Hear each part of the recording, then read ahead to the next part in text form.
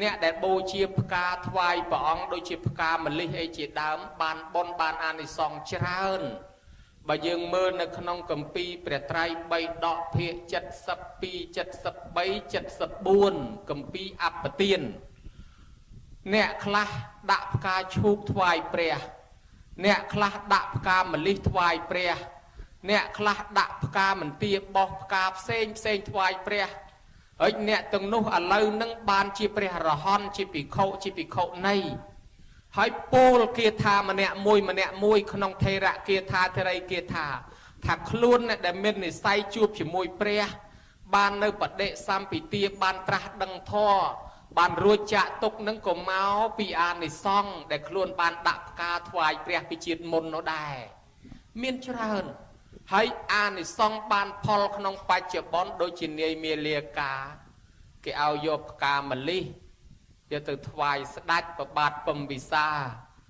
គាត់ឃើញប្រពុតយាងមកជ្រះថ្លាពេកបាចផ្កាម្លិះមួយដៃថ្វាយទៅព្រះអង្គផ្កាម្លិះនោះវាអត់ជ្រុះ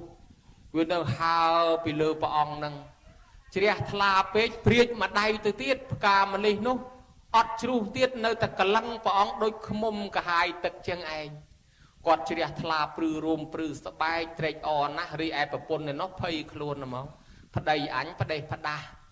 គេឲ្យយកផ្កាទៅថ្វាយស្ដេចឯងយកទៅថ្វាយព្រះជាមើលតែដឹងដល់ស្ដេចកបត់កហើយគេកាត់កចោលហើយ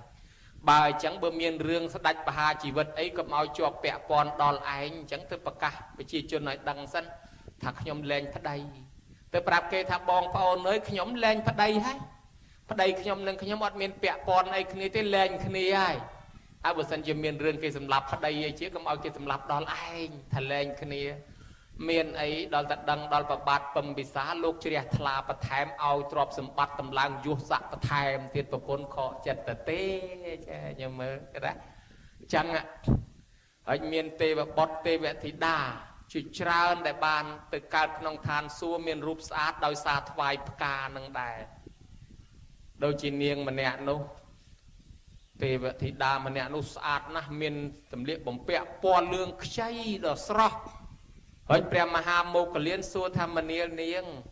ទេវធីតាកាលនៅជាមនុស្សធ្វើបុណ្យអីបានជាកើតមកទេវធីតាមានពណ៌ស្រស់ខ្ចីស្អាតយ៉ាងហ្នឹងនាងថាខ្ញុំព្រះអង្គមិនចង់ហ៊ានប្រាប់សោះព្រោះបុណ្យនឹងវាតិចពេកចង់ដឹងអាបុណ្យតិចនឹងធ្វើម៉េចថាដាំអនងហើយបលឹមឡើងឃើញអនងចេញផ្កា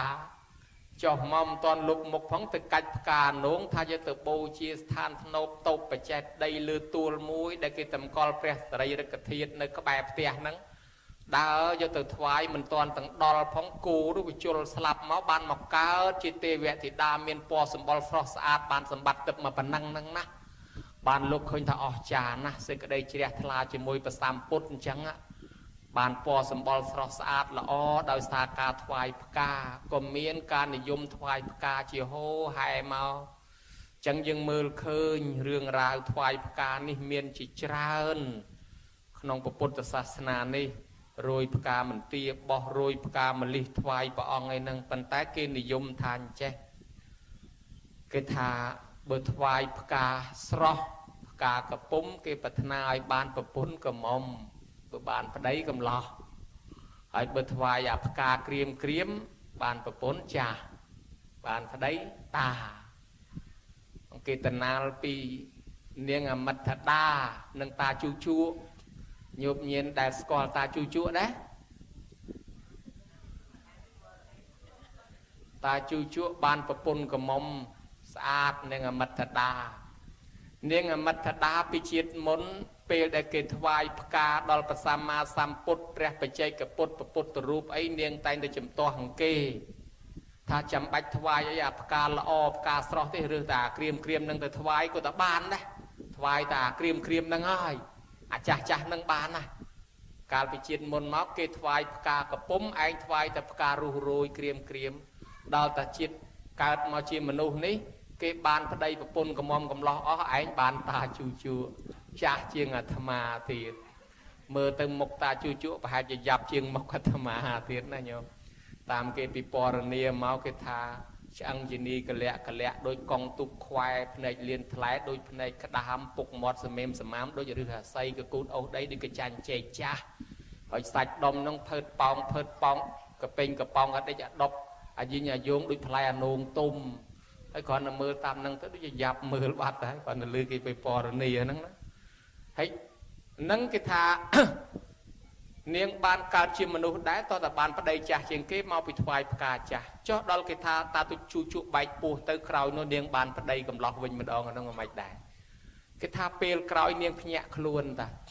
เปลคราวมวยติดหนึ่งพญะคลวนท่าอ๋ออันยังมันได้บานไฟประกาศละอองเกี่ยซอกไฟแต่ประกาศก็จะหาเลิกรอบประกาศสอกเตอร์ไฟมาดอง